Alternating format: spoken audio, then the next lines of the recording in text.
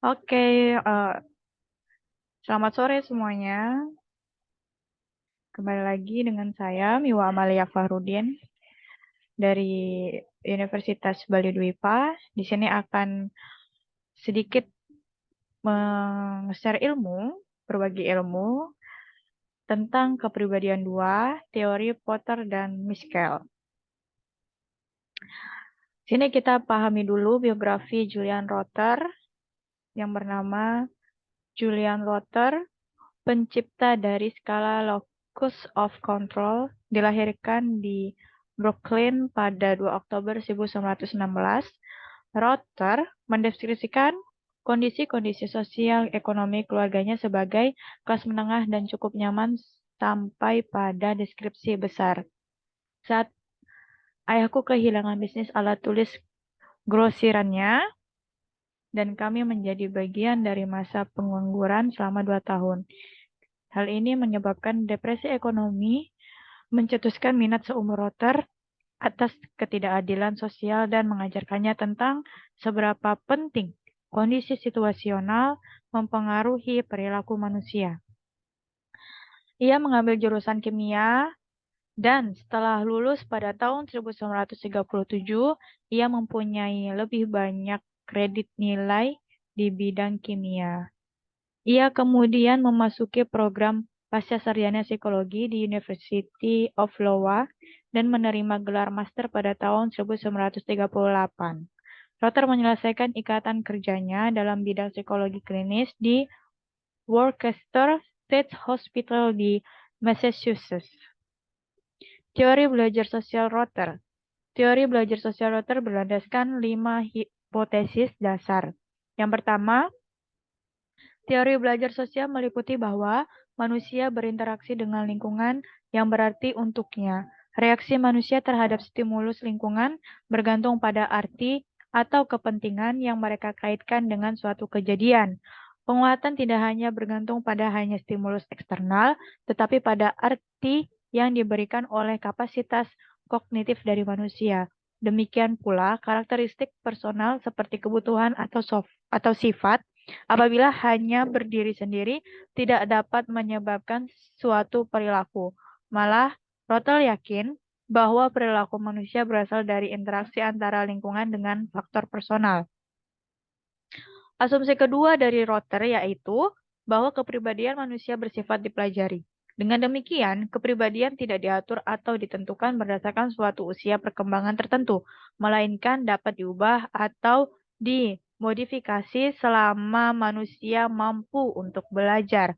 Walaupun akumulasi dari pengalaman terdahulu memberikan kepribadian kita suatu stabilitas, kita akan selalu responsif terhadap perubahan melalui pengalaman baru. Kita belajar dari pengalaman masa lalu, tetapi pengalaman tersebut tidak sepenuhnya konstan atau diwarnai oleh perubahan yang masuk sehingga mempengaruhi persepsi saat ini.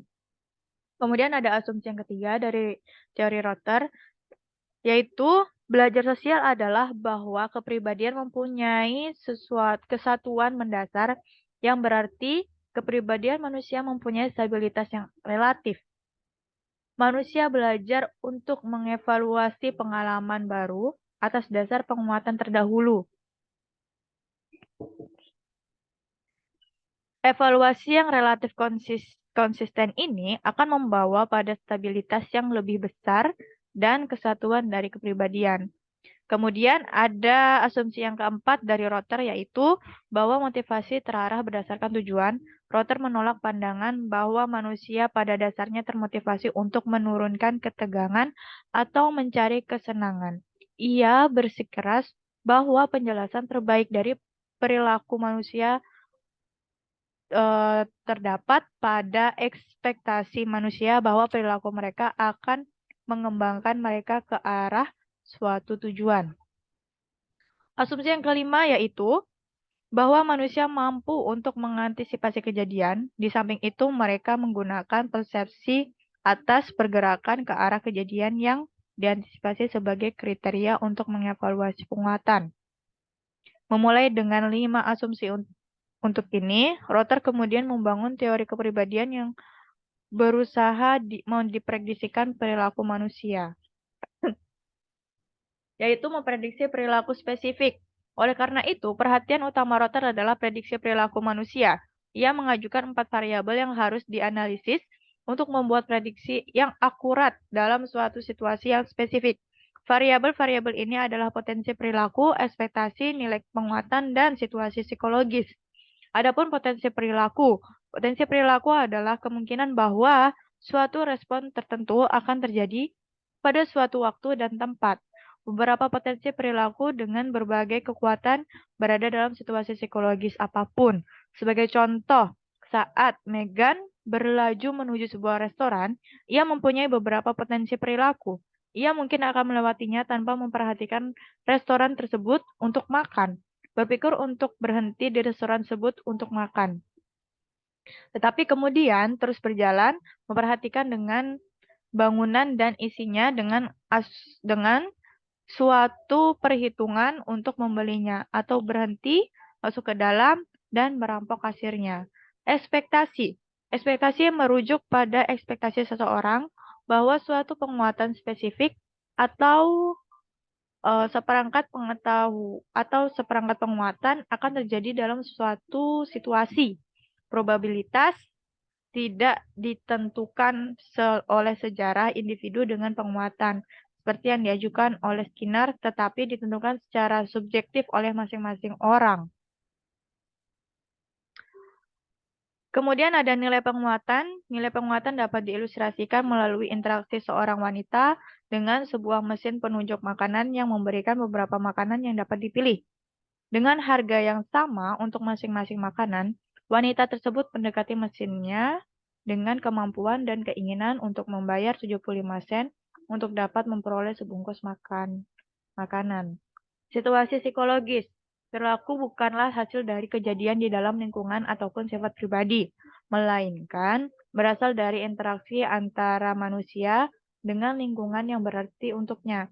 Apabila stimulus fisik sendiri menentukan perilaku, maka dua individu akan beraksi dalam cara yang sama terhadap stimulus yang identik. Apabila sifat pribadi adalah satu-satunya yang dapat bertanggung jawab atas perilaku, maka seseorang akan selalu bereaksi dalam bentuk yang konsisten dan berkarakteristik walaupun dalam peristiwa yang berbeda. Perumusan prediksi dasar. Sebagai cara hipotesis untuk memprediksi perilaku spesifik, Rotter mengajukan suatu rumusan dasar yang memasukkan keempat variabel prediksi. Rumus ini mempresentasikan cara memprediksi yang cenderung idealis daripada realistis, dan tidak ada nilai pasti dapat diambil dari rumusan ini. Memprediksi perilaku umum. Untuk memprediksi perilaku umum, kita akan melihat David yang telah bekerja di Hoffman's Hardware Store selama 18 tahun. David telah diinformasikan bahwa karena bisnis sedang lesu, Mr. Hoffman harus mengurangi jumlah pekerjaannya dan David mungkin akan kehilangan pekerjaannya. Ekspektasi umum. Oleh karena kebanyakan dari kemungkinan perilaku, David adalah sesuatu yang baru untuknya. Bagaimana jika kita dapat memprediksi apa yang dia lakukan? Memprediksikan reaksi dari David atas kemungkinan kehilangan pekerjaan berarti mengetahui bagaimana ia melihat pilihan-pilihan yang tersedia untuknya dan juga status dari kebutuhan saat ini. Rotter mendefinisikan kebutuhan sebagai perilaku untuk seperangkat perilaku yang dilihat orang dapat menggerakkan mereka ke arah suatu tujuan kebutuhan, bukan suatu kondisi kekurangan atau rangsangan, tetapi indikator dari tujuan perilaku. Perbedaan antara kebutuhan dan tujuan hanya bersifat semantik. Saat fokus berada pada lingkungan, Rotter akan berbicara mengenai tujuan. Saat fokus pada manusianya, ia akan berbicara mengenai kebutuhan. Kategori kebutuhan. Ada pengakuan status, dominasi, kemandirian, perlindungan, ketergantungan, cinta dan afeksi, kenyamanan fisik. Perilaku maladaptif. Dalam teori belajar sosial Rotter, perilaku maladaptif adalah perilaku bertahan apapun yang gagal menggerakkan seseorang untuk menjadi lebih dekat dengan tujuan yang diinginkan.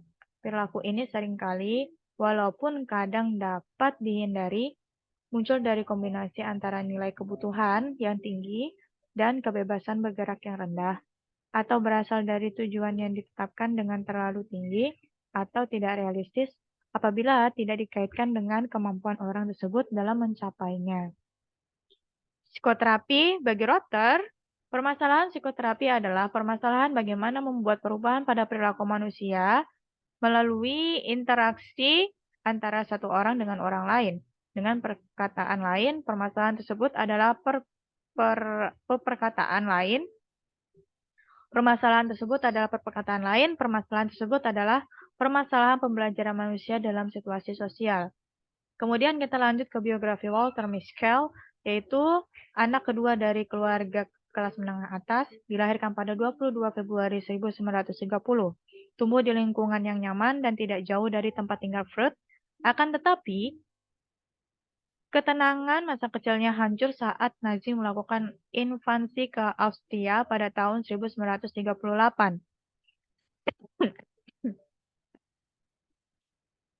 Setelah kelulusannya, ia kemudian memasuki program master dalam psikologi klinis di City College of New York. Perkembangan Mischel sebagai psikolog kognitif sosial semakin meningkat karena studi doktornya di Ohio State University dari tahun 1953 sampai 1956. Kemudian Mischel mengajar selama 2 tahun di University of Colorado.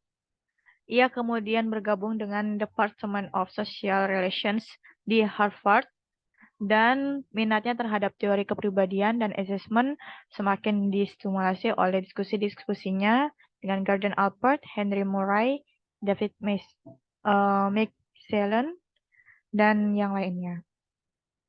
Teori kepribadian menurut Mischel, secara umum, teori kepribadian memiliki 2 tipe. Mereka yang melihat kepribadian sebagai entitas yang dinamis, yang termotivasi oleh dorongan persepsi, kebutuhan, tujuan, dan ekspektasi. Serta mereka yang melihat kepribadian sebagai fungsi dari sifat atau disposisi personal yang relatif stabil. Teori kepribadian yang termasuk kategori pertama adalah teori dari Adler, Maslow, dan Bandura. Pendekatan ini menekankan pada dinamika kognitif dan efektif yang berinteraksi dengan lingkungan untuk menghasilkan perilaku. Kategori kedua menekankan pada pentingnya disposisi personal dan sifat yang relatif stabil. Teori dari Allport, Eysenck, serta Mischel dan Costa berada dalam kategori ini. Pendekatan ini melihat manusia termotivasi oleh sejumlah dorongan dan sifat pribadi yang terbatas, dan cenderung membuat perilaku seseorang menjadi konsisten. Sistem kepribadian kognitif dan efektif. Beberapa pakar teori seperti Hans Eysenck dan Gordon Allport yakin bahwa kebanyakan perilaku adalah produk dari sifat kepribadian yang relatif stabil. Akan tetapi, Walter Mischel menolak asumsi ini. Penelitian awalnya membuat kepercayaan bahwa kebanyakan perilaku merupakan fungsi dari situasi. Paradoks konsistensi. Mischel melihat bahwa orang awam maupun psikolog profesional tampaknya secara intuitif meyakini bahwa perilaku manusia relatif konsisten, tetapi bukti empiris menunjukkan banyak variasi dalam perilaku. Suatu situasi yang disebut Mischel sebagai paradoks konsistensi. Bagi kebanyakan orang, di posisi personal yang global, seperti agresivitas, kejujuran, sifat kikir, sifat tepat waktu, dan sifat yang lainnya, tampaknya dapat membuktikan diri sebagai hal yang dapat menjelaskan kebanyakan dari perilaku kita. Interaksi manusia atau situasi, pada akhirnya Mischel kemudian dapat melihat bahwa manusia bukanlah suatu wadah kosong tanpa ada sifat kepribadian yang bertahan di dalamnya. Ia mengakui bahwa kebanyakan orang memiliki suatu konsistensi dalam perilaku mereka, tetapi ia harus menemukan bahwa situasi mempunyai dampak yang kuat pada perilaku. Penolakan Miskel untuk menggunakan sifat sebagai prediktor perilaku tidak disadari oleh ketidakstabilan sementara dari sifat, namun oleh kurangnya konsistensi dari satu situasi ke situasi lainnya. Kesimpulannya, teori belajar kognitif sosial dari Rotter dan Miskel berusaha untuk membuat teori kekuatan penguatan dengan memakai teori kognitif. Menurut Rotter, perilaku manusia dalam situasi yang spesifik adalah fungsi dari ekspektasi mereka atas penguatan dan kekuatan dari kebutuhan yang terpuaskan oleh pengetahuan tersebut. Unit kognitif efektif meliputi strategi e-coding atau cara mereka interpretasi dan menggolongkan informasi, kompetensi dan rencana regulasi diri, atau apa yang dapat mereka lakukan dan strategi mereka untuk melakukannya. Ekspektasi dan keyakinan mereka mengenai persepsi konsekuensi dari tindakan mereka, tujuan dan nilai, serta respon efektif mereka. Oke, mungkin cukup sekian presentasi dari saya. Kurang lebihnya saya mohon maaf. Sampai bertemu di materi selanjutnya. See you.